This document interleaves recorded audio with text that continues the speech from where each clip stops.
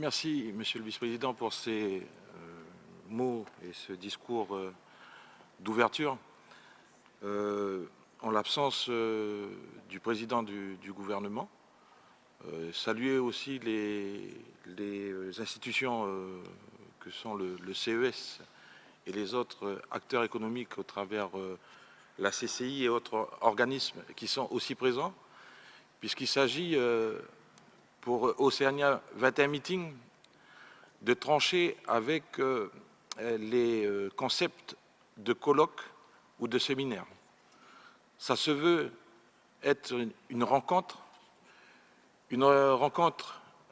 d'hommes, d'expérience, d'expertise, pour avancer concrètement sur des sujets qui vont être évoqués, sur la base d'expériences qui sont aussi traitées en réalité et qui peuvent à la fois se diffuser mieux au travers les différents pays ici présents.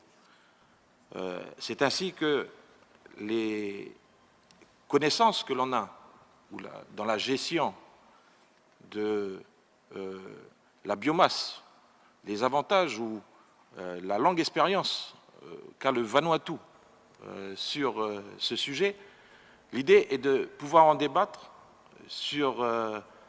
et rendre applicable, constituer ensemble la meilleure base de données, les meilleurs échanges pour faire les meilleures propositions. Voilà un peu le concept Oceania 21 Meeting. C'est pourquoi vont être abordés sur le plan environnemental la préservation de la biodiversité terrestre et marine, la gestion des océans qui devient un enjeu, c'est aussi un bilan mitigé par rapport au sommet de Rio. Nous disposons de 3 ans pour pouvoir faire des propositions. Et en tant que premier continent océanien, il nous faut aussi avancer sur ce sujet pour pouvoir être prêt à proposer aussi des pistes.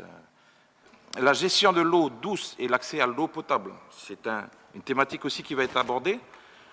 Le CES a engagé un certain nombre d'études depuis 3 ans maintenant. C'est ainsi qu'ils seront modérateurs et on leur a demandé qu'ils le soient sur l'ensemble de ce meeting qui va durer sur 3 jours.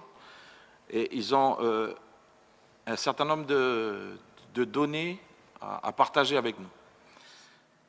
La pollution et les risques sanitaires, la reforestation, la gestion durable des forêts. D'autres grandes problématiques couvrent également le plan économique, après le plan environnemental.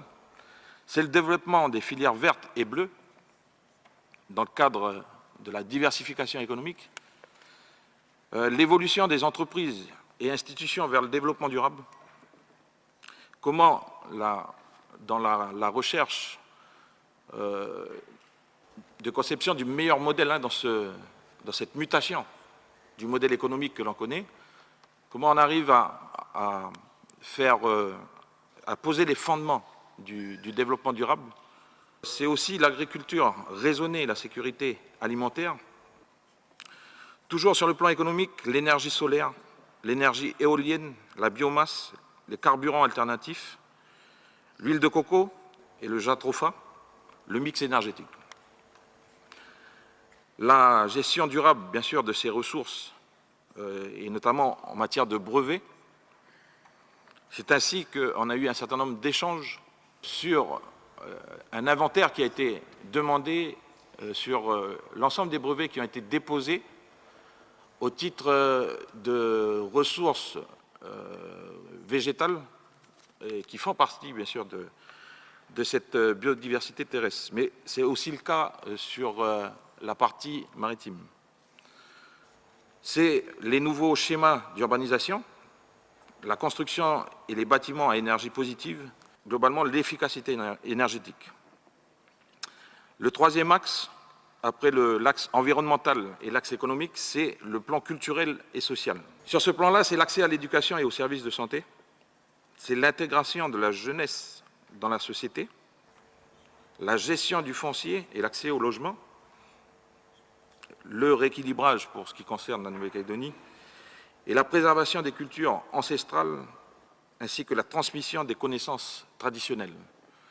Océania 21 Meeting se veut aussi être un espace de rencontre entre le monde scientifique et le monde des traditions, pour à la fois échanger sur leurs connaissances, mais bâtir ensemble pour proposer les meilleures solutions. Je vais laisser la parole aux représentants de l'État, Monsieur le commissaire délégué, qui va maintenant nous faire le plaisir de dire un petit mot. Voilà, merci.